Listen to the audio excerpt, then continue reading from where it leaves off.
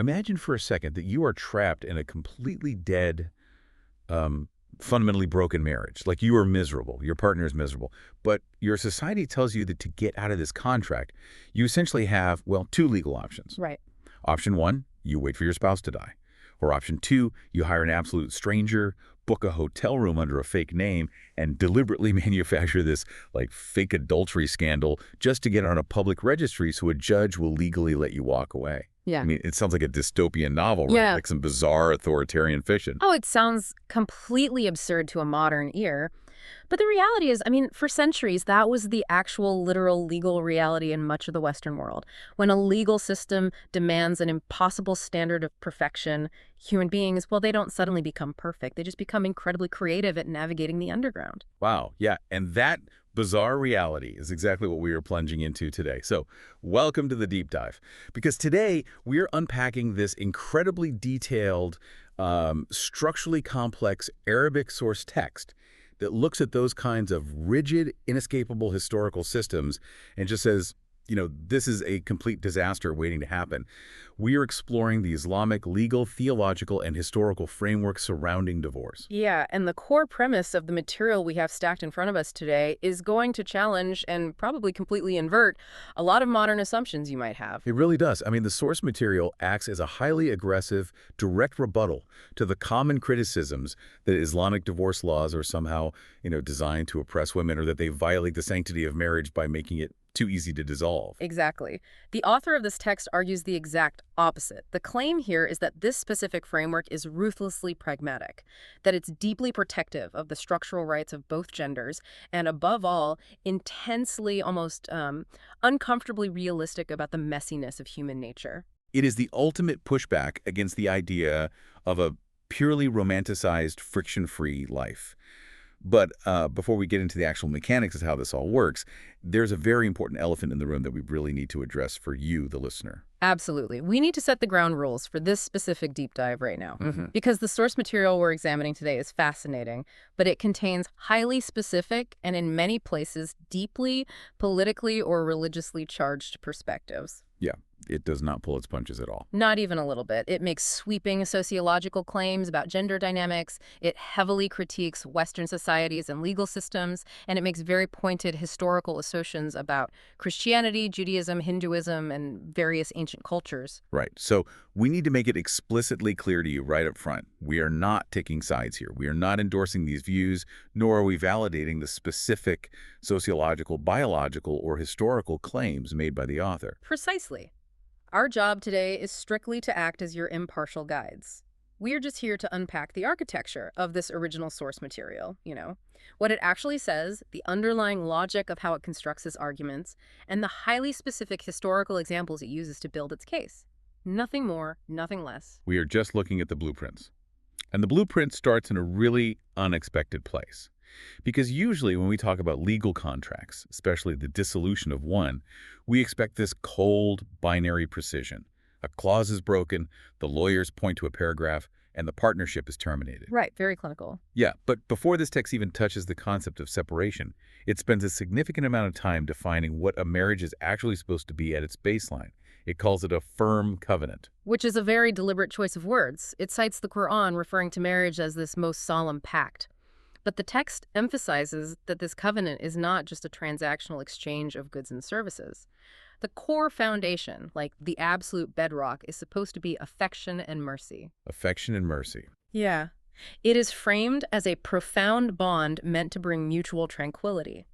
The default state of the operation is supposed to be good companionship and, crucially, tolerance. Tolerance is the key word there, I think, because the text explicitly acknowledges that people are deeply flawed.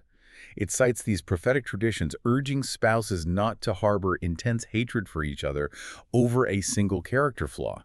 The logic being, If you despise one trait in your partner, you might be highly pleased by another. Exactly. It's asking for a holistic, almost macroeconomic view of a human being rather than micro-fixating on the daily annoyances. It's asking for patience as a legal and moral baseline. Right. But of course, the author is deeply realistic. Things go wrong, affection fades, resentment builds. And this brings us to a really fascinating linguistic and psychological concept in the text, this idea of nushus. Right, netshoes. When the baseline of tolerance just completely breaks down, what is the actual mechanic behind that word? Well, if we look at the linguistic root, nashus literally translates to elevation or rising above a natural level. The text uses this brilliant physical analogy of uneven ground. Think of a house built on a foundation where one side suddenly starts to heave upward. Oh, I see. Yeah. In a marital context, nashus refers to discord, rebellion, or a state where one spouse steps out of the natural, balanced equilibrium of the partnership. They start acting superior, they become dismissive, or they blatantly neglect their fundamental obligations to the other person. The ground becomes uneven. And what I found so compelling is the specific phrasing the text highlights here. It notes that the religious framework says, if you fear discord, not if discord has already destroyed your life. That is the psychological genius of the framework, according to the author. By using the word fear or anticipate, the text implies that this uneven ground, this discord, is inherently unnatural. It's a dangerous deviation from the baseline of mercy. So you shouldn't wait for the house to fall down. Exactly. A functional partner shouldn't wait until the relationship has completely collapsed into screaming matches or, cold indifference. You are expected to anticipate the friction.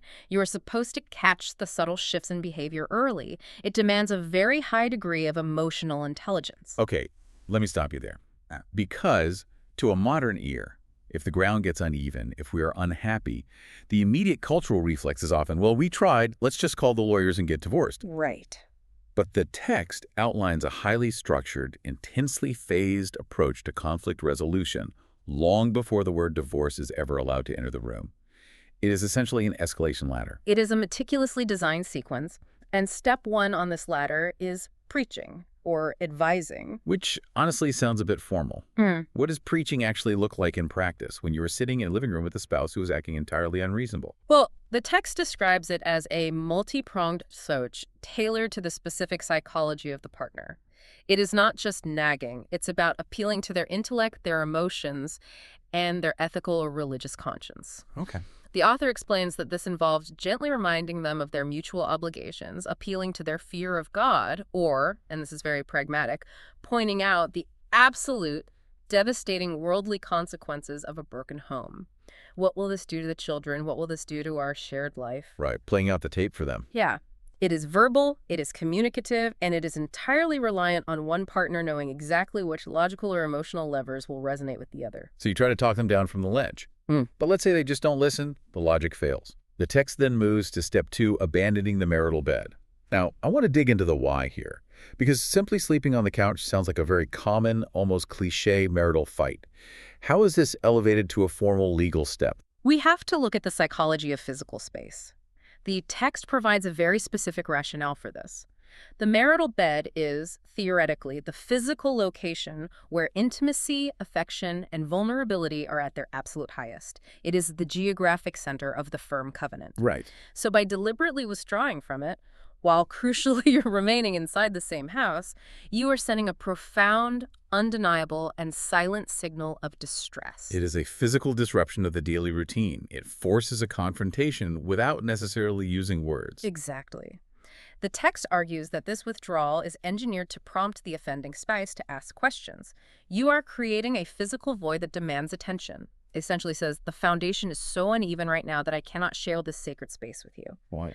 The goal is to force them to reflect on their own behavior, to bring them down from that elevated state of nashus, and to de-escalate the tension by confronting the physical distance that has suddenly materialized between them. Okay, here is where we need to really unpack the logic of the source material, because step 3 is going to be highly controversial to anyone listening today. Yes, it is. The text states that if the intellectual appeal fails, and the physical withdrawal from the bed fails, the framework allows for a third step-light striking. Now, my immediate reaction reading that is to push back entirely. Yeah. How does a text that claims to be about affection and mercy suddenly introduce physical force? It is the most heavily scrutinized aspect of this framework, without a doubt. And the author spends a massive amount of analytical energy defending and contextualizing exactly what this means and, more importantly, why it is included. Right. We have to look at the exact parameters the text establishes. Right, because the text goes out of its way to define what striking is not. It explicitly states it must be entirely non-harmful. It uses historical examples of what is permissible. Things like using a miswak, which is a small twig, used as a toothbrush, or a folded handkerchief, or just a hand. It emphatically legally states that it is not meant to injure, it cannot leave a mark, it cannot be directed at the face, and it cannot cause severe pain. The mechanism here is symbolic shock, not physical punishment. The author categorizes this as a bitter medicine of absolute last resort. Look at the logical progression here. You tried appealing to their mind. You tried appealing to their emotions through physical distance. Both failed. Right. The text claims that in certain human psychological profiles or in certain degraded moral environments, a sudden, unexpected physical boundary being crossed, even symbolically, is the only thing that snaps a person out of a state of arrogant rebellion. But how does the author justify that culturally?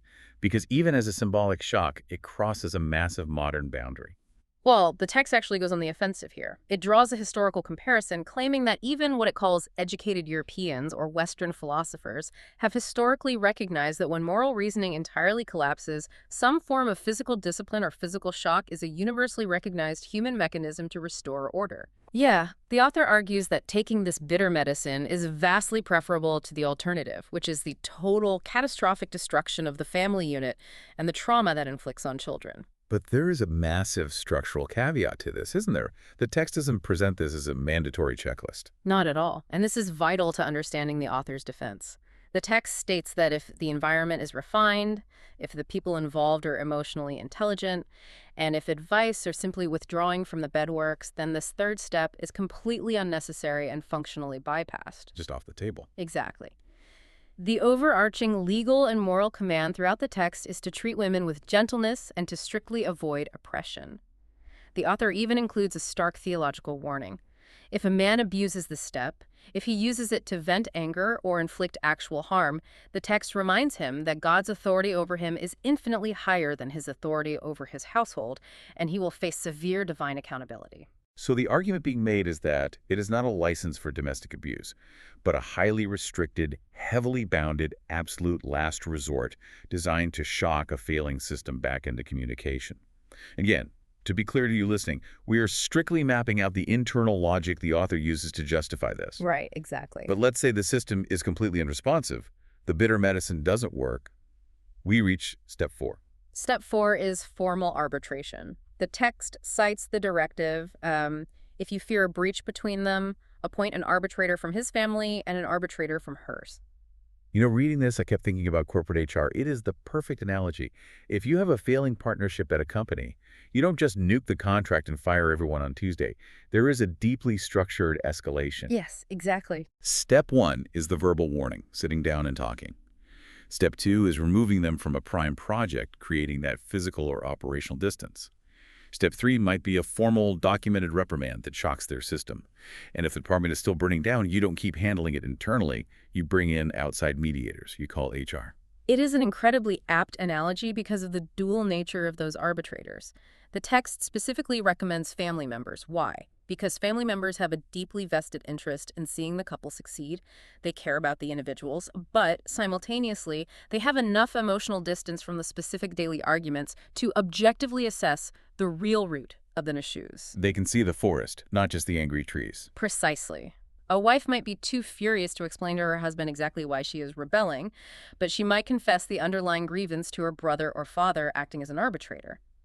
The text stresses that if these two arbitrators enter the negotiation with a genuine, pure intention to fix things, reconciliation is highly statistically probable. They provide the safety and objectivity needed to air the toxic grievances. Okay, so we have walked up this intense 4-step ladder. The system has done everything possible to save the firm covenant. But what happens when the HR process fundamentally fails? The arbitrators throw up their hands, they look at each other and say, there is nothing left to save. The marriage is over. You would think at this point the gloves come off and it's just a legal free-for-all. Which is how many modern divorces play out. Right. But the source material introduces something completely counterintuitive here. It argues that the actual act of separating is almost more heavily regulated than the act of getting married. The mechanics of divorce are intensely controlled. What is fascinating here is the sheer level of technical restriction placed on the husband.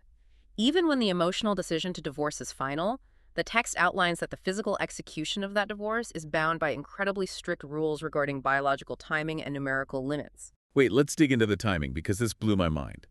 The text divides divorce into two categories. The Sunni divorce, which it defines as orthodox, legal, and correct, and the Bidi divorce, which is innovated, unorthodox, and strictly prohibited. The prohibitions surrounding the Bidi divorce are entirely tied to the woman's biological cycle. The text states unequivocally that a man cannot legally divorce his wife while she is menstruating. Furthermore, he cannot divorce her during a period of purity if they have had physical intimacy during that specific pure period. I see. So it's essentially acting as a legal invalidation. If I try to break a contract using forged documents or file the paperwork outside of legal operating hours, the court throws it out. But why? Why does the biological cycle of the woman dictate the validity of a legal contract dissolution? The text provides two brilliant interlocking pieces of logic for this mechanism. The first is explicitly to protect the woman from unnecessary harm. In Islamic law, when a woman is divorced, she doesn't just immediately walk out the door a free agent. She must observe a specific waiting period, called the Iddah, before she is legally permitted to remarry. And how is that waiting period calculated? It is traditionally calculated by counting menstrual cycles, usually 3. Now, if a man throws the divorce at her while she is currently menstruating, the text explains that the current cycle she is in does not count toward her total required waiting period. Oh, which means her time in legal limbo is illegitimately prolonged. Exactly. She is trapped in this transitional phase for weeks longer than necessary, simply because of his poor timing. The text views this unnecessary extension of her waiting period as an unjust harm, and therefore it prohibits initiating the divorce during that time. That protects her. But there's a second reason that focuses entirely on the man's psychology, right? Yes, and this is where the system acts as a stress test for his actual resolve. Think about the constraints placed on him. He is angry, he wants a divorce, but she is menstruating, so he is legally forbidden from doing it. He has to wait. Right. He must wait for her to enter a period of purity. But here's the catch. If he intends to divorce her during that period of purity, he is absolutely forbidden from being physically intimate with her. So he has to wait through an entire cycle where, theoretically, his physical desire for his partner should be at its absolute peak, and he must intentionally abstain the entire time. It is an engineered cooling off period. The author argues that if a man can wait through the frustration of the prohibited period, enter the period of purity, abstain entirely from the highest levels of marital intimacy, and at the end of all that waiting, he still wants to initiate the divorce, then the system accepts that the need for separation is genuine. Wow. It proves beyond a doubt that this isn't just a flash of anger, a bad mood, or a temporary emotional spike. It requires calculated, sustained patience to execute the divorce legally. The text actually uses a really vivid historical anecdote to prove how seriously this timing was taken. The story of Ibn Umar. It is a foundational precedent in this legal framework. The text recounts that Ibn Umar, in a moment of discord, divorced his wife while she was actively menstruating. When the Prophet was informed of what Ibn Umar had done, the text notes that the Prophet was visibly angry. He didn't just say, well, the paperwork is filed. No. He ordered Ibn Umar to immediately take his wife back. The divorce was essentially halted. The Prophet then outlined the exact sequence Ibn Umar had to follow to prove he was serious. Which was what? He had to keep her through her current menstruation, then wait through her entire subsequent period of purity, then wait through another menstruation, and then, if he still fundamentally wanted to end the marriage, he could divorce her in the next period of purity, provided he hadn't touched her. That is literally months of forced, mandated reflection. You cannot impulsively shatter a family in this system. It forces you to sit in the discomfort of your decision for a quarter of a year to make sure you aren't making a massive mistake. It acts as an incredible hydraulic brake on human impulsivity. Okay, so that handles the timing. But there is another major mechanical rule that I think shatters a massive cultural stereotype, the one pronouncement rule. Because if you watch almost any movie or read Orientalist literature, The stereotype is that a man gets mad, yells, "I divorce you, I divorce you, I divorce you," 3 times fast, and boom, the wife is instantly out on the street forever. The author aggressively attacks that exact stereotype. The text states that pronouncing divorce 3 times in one single sitting or in one breath is not a valid shortcut. It is considered a severe sin, a transgression, and a blatant violation of the limits set by God. It is the equivalent of trying to fire an employee by screaming, "You're fired," 3 times. It doesn't legally expedite the process. The text cites the story of Ruqana bin Abd Yazid to illustrate the legal reality of this, right? Right. Ruqana was a man who lost his temper and divorced his wife by saying it 3 times in one sitting. Afterward, the text describes him as being deeply grieved. The anger faded, the reality set in, and he regretted it immensely. He went to the prophet to confess what he had done. And what happened? The prophet specifically asked him how he had divorced her. When Ruqana admitted he machine-gunned all 3 pronouncements at once, the prophet told him that legally, it only counted as one single pronouncement. So the extra 2 were just legally void. Exactly. Because it only counted as one, Ruqana was legally permitted to take her back. The text also mentions another historical incident where a man pronounced 3 divorces at once, and the prophet actually stood up in anger, asking the community, "Is the book of God being played with while I am still among you?" Wow. The author uses these stories to argue that the only proper, legally sound way to initiate a divorce is to pronounce it once, calmly, during the correct biological window. But why is the one pronouncement so structurally important to the system? Because pronouncing it exactly once successfully triggers that waiting period we discussed, the AIDA. And here is the crucial safety valve of the entire system. During that waiting period of several months, the husband has the absolute unilateral right to revoke the divorce and take his wife back. He doesn't need to draft a new contract. He doesn't need to pay a new dowry. The marriage simply resumes. So even if he passes the stress test of waiting for the period of purity, if he initiates it and 2 weeks later realizes he made a catastrophic mistake, the door is still wide open for reconciliation. It provides endless off-ramps from the highway to a broken family. But the text does talk about a hard limit, the famous 3-strike system. Wait, if the goal is to provide off-ramps and prevent families from breaking up, doesn't letting a guy divorce his wife, take her back, divorce her again, and take her back again, just leave a massive loophole for emotional abuse? Why not just say, 1 strike, you initiated it, you're out? That is exactly what the author addresses by looking at the historical context of pre-Islamic Arabia. Before this specific system was introduced, men had the absolute right to divorce and take back their wives an infinite number of times. There was no cap. Oh, wow. So they could just weaponize the process. They turned the legal process into an instrument of absolute psychological torture.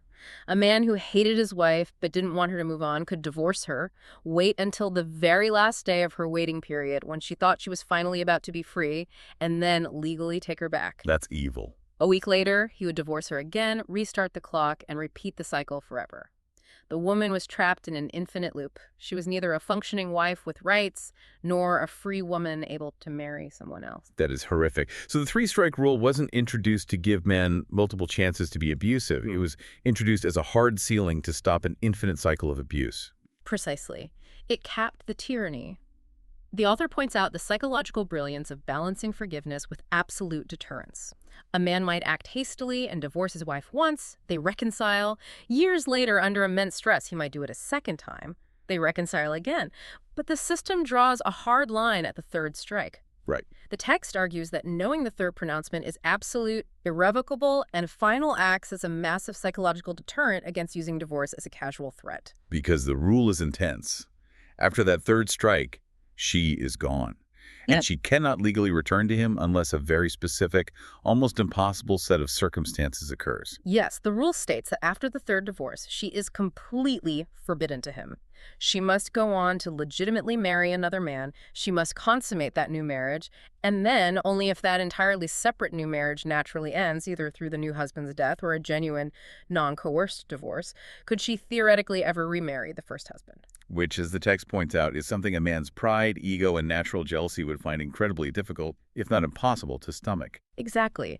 The author argues that because a man knows that uttering that 3rd strike means watching his wife build a physical and emotional life with another man, he will think very, very carefully before ever using the word divorce again. It completely strips his ability to use the threat of leaving as a weapon of domestic control. Okay, so We have unpacked this intricate system of de-escalation, the biological timing, the force waiting periods, and the hard caps on how many times this can happen. But let's pivot. Because the text is highly self-aware, it anticipates a major critique from the modern reader. It does. It knows that to an outside observer, up to this point, a lot of the mechanics, who pronounces the divorce, who takes who back, seem heavily concentrated in the man's hands. This brings us to a massive, critical section of our deep dive, the female perspective. Is this framework inherently oppressive, or is it secretly liberating? The source material aggressively tackles the accusation that granting the primary unilateral right of divorce to the husband is fundamentally oppressive to women. The author doesn't just defend the system, he flips the entire premise of the argument on its head. All right, the text argues that true oppression isn't having a structured divorce process.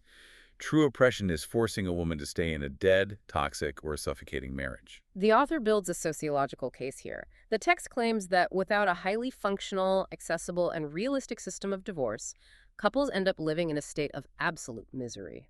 To support this, the author pulls in outside data, citing a 1978 Newsweek poll regarding the degrading state of the American family, noting incredibly high rates of internal disillusionment.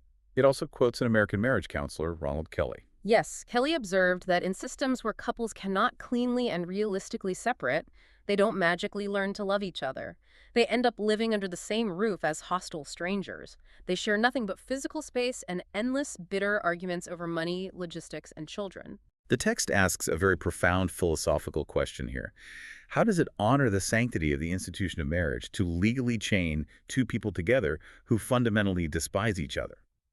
It argues that providing a highly regulated release valve actually protects the dignity and mental health of both individuals far better than a rigid ban. And if we connect this philosophical argument to specific historical legal protections for women, the text highlights a fascinating mechanism called ILA, which translates to the oath of abandonment. I found this part absolutely incredible because it addresses a very specific, insidious form of emotional abuse. Explain how ILA worked historically. In ancient pre-Islamic cultures, men discovered a loophole. If they were furious with their wives, they wouldn't divorce them because divorce would set the women free. Instead, the man would swear a solemn religious oath to God that he would never sleep with his wife again. It was a tool designed purely to demean and control. The man walks away, lives his life, but the woman is left in a state of suspended animation. She isn't a wife, but she isn't a divorcee. It was a hostage situation. But the text explains that the Islamic legal framework stepped in and completely dismantled this loophole by putting a strict, non-negotiable ticking clock on the abuse. A 4-month ticking clock. Precisely. The law states that if a man makes an oath of abandonment, the legal system immediately starts a timer. He has exactly 4 months to cool down, reconsider his anger, and make a decision. During that window, he can choose to break his oath, pay a religious penalty or expiation for breaking it, and return to his wife fully, restoring her physical and emotional rights. But what if he refuses? What if the 4 months expire and he says, no, I'm sticking to my oath, I'm ignoring her? The moment that 4-month deadline hits, the text states that the legal system intervenes. Either a divorce is automatically triggered, or the woman is granted the immediate right to go to a judge to formally dissolve the marriage. She is instantly freed from his control. That's powerful. The author uses this specific law to ask the reader directly, is this a system designed to defend the ego of the man, or is it explicitly designed to defend the rights and emotional health of the woman? It is clearly a mechanism engineered to prevent a woman from being legally trapped in a loveless, sexless void out of pure spite. The text also focuses heavily on the concept of financial compensation and protecting the woman's public dignity. This is where the concept of muta comes in. Right. The text explains that if a man initiates a divorce before the marriage is actually consummated, so they sign the contract but they haven't physically lived together as husband and wife, the man is legally required to provide a generous financial gift to the woman. Now think about the social dynamics of this. Why mandate a gift when the marriage barely even started? The author explains the psychological reasoning. A divorce that happens before consummation can act as a massive spark for societal gossip. Neighbors and extended family will whisper. Oh, of course. They might assume the man discovered some hidden, scandalous flaw or physical defect in the woman, which could completely ruin her reputation and her chances of marrying someone else. It's like a corporate PR disaster. So this mandatory gift, the muta, acts as a highly public counter-narrative. Exactly. I love the PR analogy. The text literally calls this gift a salve for the wound. By being legally forced to give her a generous, highly visible gift upon exiting the contract, the man is publicly signaling to society that the divorce was entirely due to his own changing circumstances, his own financial issues, or a simple mutual lack of compatibility. He has taken the reputational hit. The gift says, she is great, here's parting gift to prove it, I am the one walking away. It actively shields her social standing. It is a brilliant piece of social engineering. Okay, but let's look at the ultimate test of female agency in this system. What if the man hasn't sworn an oath of abandonment? He's providing for her financially. He isn't abusing her. By all metrics, he is a good husband. But the woman just simply, fundamentally cannot stand him. She wants out. Does the system force her to stay because he hasn't broken any technical rules? The text says no, and it introduces the concept of cool. Cool is perhaps the most powerful tool in the woman's legal arsenal. It is her direct power to initiate the dissolution of the marriage. The text states that if a woman genuinely despises her husband, even if he is a perfectly moral person, she has the legal right to end the marriage by returning her dowry to him. The text uses the famous historical story of Thabit bin Qais to illustrate how radically simple this process can be. It is a remarkable historical precedent that completely upends the idea of female helplessness. Thabit's wife came directly to the Prophet. She didn't invent a lie. She stated very clearly and publicly that she had absolutely no complaints about Thabit's religious devotion or his moral character. Right, in one version the text cites, she essentially says she just couldn't bear to look at him. It implies she found him deeply physically unattractive or just had a visceral, unexplainable aversion to his presence. Her exact phrasing is fascinating. She said, I do not blame him for his character or religion, but I hate to behave in an un-Islamic manner. Meaning, she was terrified that her absolute instinctual dislike of him would eventually cause her to treat him cruelly, to resent him, and to fail in her ethical duties as a partner. She recognized her own emotional limits. And what I find amazing is how the Prophet responded to this. He didn't gaslight her. He didn't tell her to go home, pray harder, and learn to love him. He didn't tell her to endure a miserable life for the sake of societal stability. He listened to her, and he simply asked her one pragmatic question: will you return his garden to him? The garden being the physical dowry, the mar, that Thabit had given her when they entered the contract. She agreed immediately. Yes, take the garden. And the Prophet then turned to Thabit and ordered him to accept the garden and divorce her. Just like that. The marriage was cleanly dissolved simply because she fundamentally did not want to be in it, provided she returned the initial financial investment he had made. Incredible. The author uses this incident to prove that a woman absolutely possesses the structural power to exit a marriage. The logic of the text is based on financial balance. Since the man initiates the contract by paying the dowry, if he unilaterally breaks the contract, he loses that money. If the woman wants to break the contract simply because of personal aversion, without fault on his part, she balances the scales by returning the money. But wait, let me push back as the host here. What if the husband is petty? What if she says, here's the garden, I want to cool? And he says, no, keep the garden. I'm not divorcing you. You are staying right here.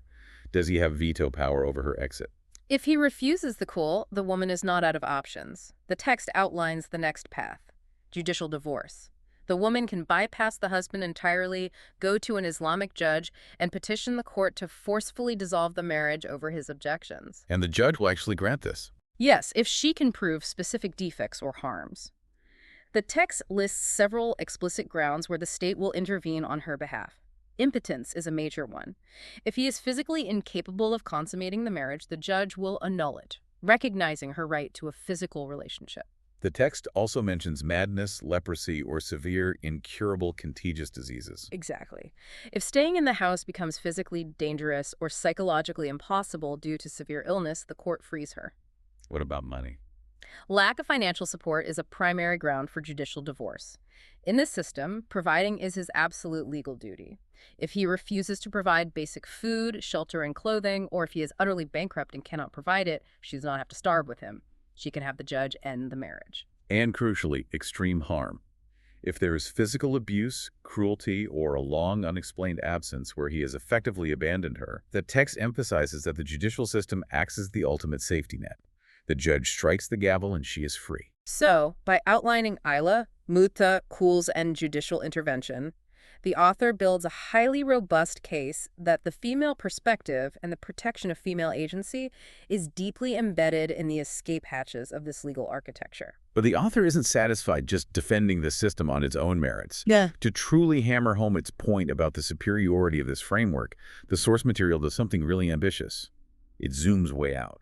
It takes us on a sweeping, cross-cultural, and historical survey of exactly how other major civilizations and religions handle the concept of divorce. The author uses this comparative analysis to argue a massive thesis that the Islamic system was not only historically unprecedented in its nuance, but that it remains structurally superior to both the chaos of the ancient world and the rigidity of modern Western alternatives.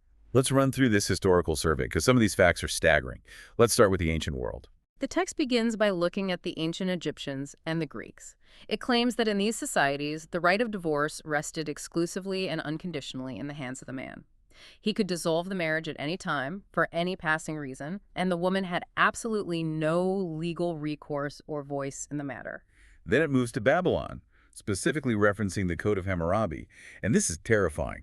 It claims that while men had the standard right to divorce, if a woman dared to ask for a divorce and the court found that the husband wasn't technically at fault, the legal punishment for the woman's audacity was death. She was executed for wanting out. And in ancient Rome, the text notes a similar brutal trajectory.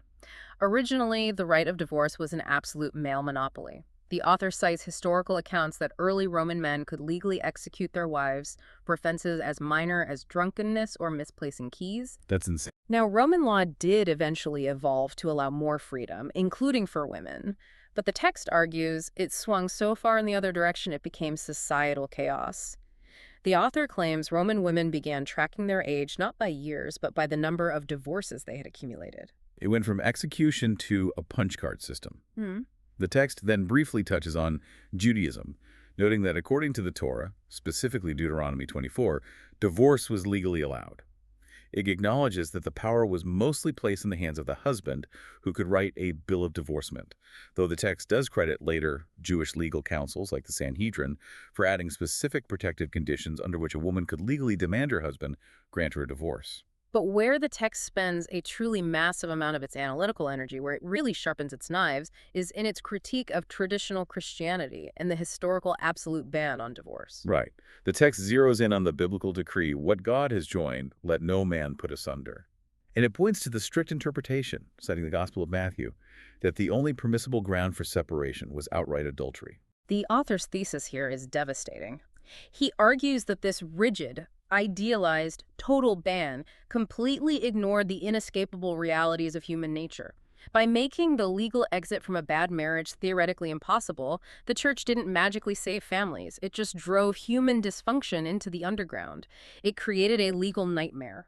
Let's really linger on the societal workarounds that people invented to escape this rigid ban, because the text highlights them, and they are wild. We touched on this in the beginning. Yes. The author claims that because adultery was the only acceptable key to unlock the prison of a bad marriage, couples who simply couldn't stand each other but hadn't cheated were forced into a corner.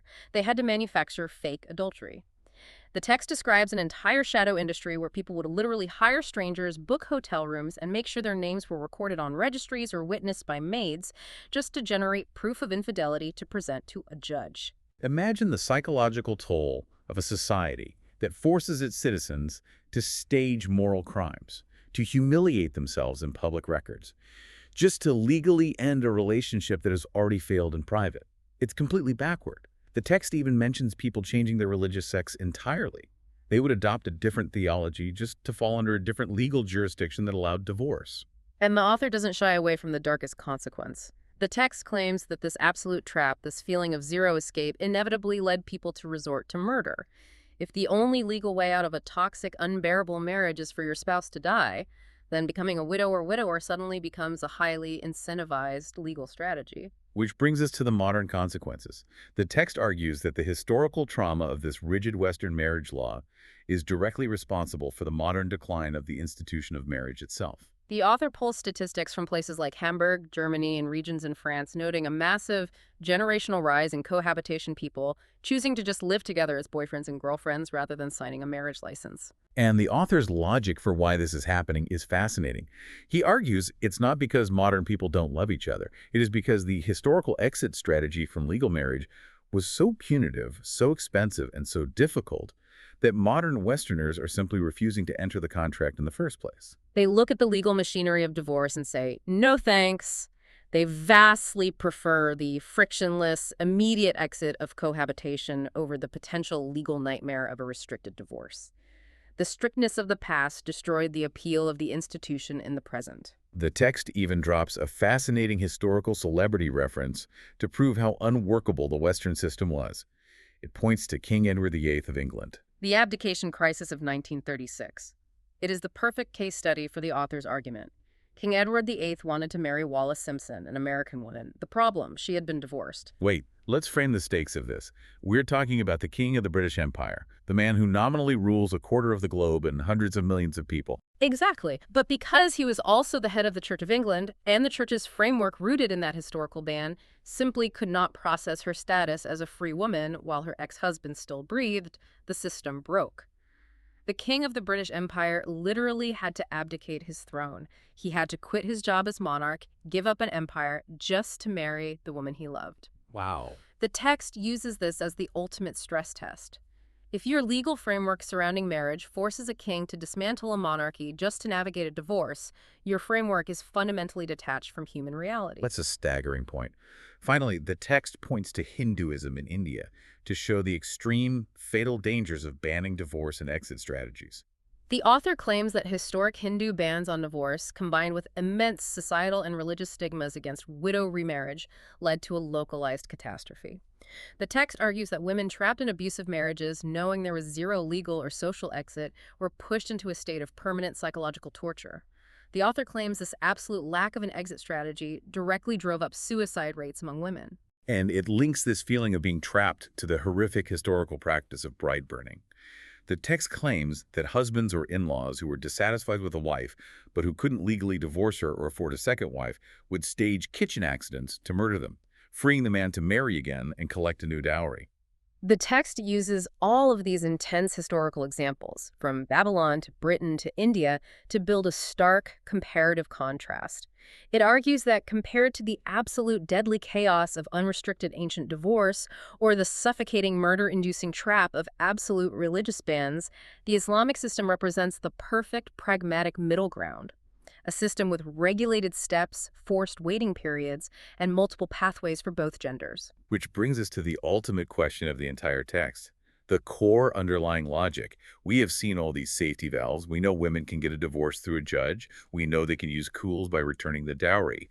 If there are all these parallel tracks, why does the text still vigorously defend the idea that the initial unilateral power of divorce, the easiest path, is placed in the hands of the man? This is the crux of the author's thesis. The text offers two main arguments for this structural decision. The first argument is highly pragmatic, entirely measurable, and purely economic. It is based on the financial asymmetry of the Islamic marriage contract. Let's unpack the economics of this, because I want you, the listener, to think about your own bank account for a second as we walk through this. The text argues that money is the real balancing weight of the entire system. In classical Islamic law, the financial burden of establishing and maintaining the marriage falls 100% on the shoulders of the man. It is a completely asymmetric obligation. First, he is legally required to pay the mahr, the dowry. This isn't a symbolic ring. It is often a substantial sum of wealth paid directly to the woman, and it is hers to keep forever. Right. Second, he is legally required to fully furnish the home. And third, he is legally obligated to provide all financial maintenance, food, clothing, shelter, medical care for the entire duration of the marriage. And the text makes a crucial point here. This financial obligation is true regardless of the wife's personal wealth. Even if she is a literal billionaire, her money is her own. She does not have to spend a dime on groceries or rent. The husband cannot touch her wealth, and he must still pay for everything out of his own pocket. Exactly. So, with that extreme financial asymmetry established, the text poses a hypothetical to the reader. What if the woman had the exact same unilateral, unrestricted, frictionless power to simply declare a divorce without cause, exactly the way a man can. If she could just wake up one morning and say, I divorce you, and it's over. The author argues she could theoretically exploit the entire economic system. She could marry a man, collect a massive dowry, move into a fully furnished life entirely at his expense, and 3 months later simply declare, I divorce you. She wouldn't lose a single penny of her own wealth. She walks away with the entire dowry, and she can go marry someone else next year and collect another massive dowry. Meanwhile, look at the man's ledger. He loses his entire financial investment. The dowry he saved up for is gone forever. The money spent furnishing the house is gone. And upon divorce, he is still legally liable to pay her alimony during her 3-month waiting period. Plus, he is entirely responsible for child support if they have kids. Right. And if he wants to rebuild his life, find love, and remarry, he has to start from absolute scratch and pay a whole new dowry to a new wife. Initiating a divorce essentially bankrupts him. So the text argues that placing the primary initial right of divorce in his hands is not about male superiority. It acts as an absolute financial deterrent. Because initiating a divorce financially ruins him, the system wagers that he will only use that power when the marriage is truly irrevocably broken, and he is willing to absorb that catastrophic financial loss to escape it. The massive financial penalty forces him to be cautious, calculated, and patient. It's an economic hostage situation that enforces stability. That is the financial argument. But the text also makes a secondary argument, which leans heavily into psychology and biology. And again, before we dive into this, I want to explicitly remind you, the listener, of our strict impartiality here. We are solely analyzing the author's stated reasoning and the sources he chooses to cite, not verifying the sociology or endorsing the biological claims. That is an important distinction because the text makes some very specific, highly traditional claims about gender temperaments to justify the legal structure. Right. The author pulls in outside medical and philosophical sources.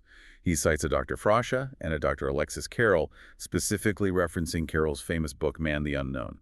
The text uses their work to argue a biological determinist view. It claims that hormonal, neurological, and physiological differences mean that women are, generally speaking, more emotionally reactive, quicker to anger, and more driven by fluctuating internal emotions. Conversely, the text claims that men, due to their biological makeup, are generally more calculating regarding long-term consequences and less prone to sudden, overwhelming emotional outbursts that would lead to rash, irreversible decisions. Therefore, the text argues, if you are designing a legal framework for a society, placing the trigger mechanism for dissolving the foundational unit of the family in the hands of the demographic that the text views as more emotionally volatile would be disastrous.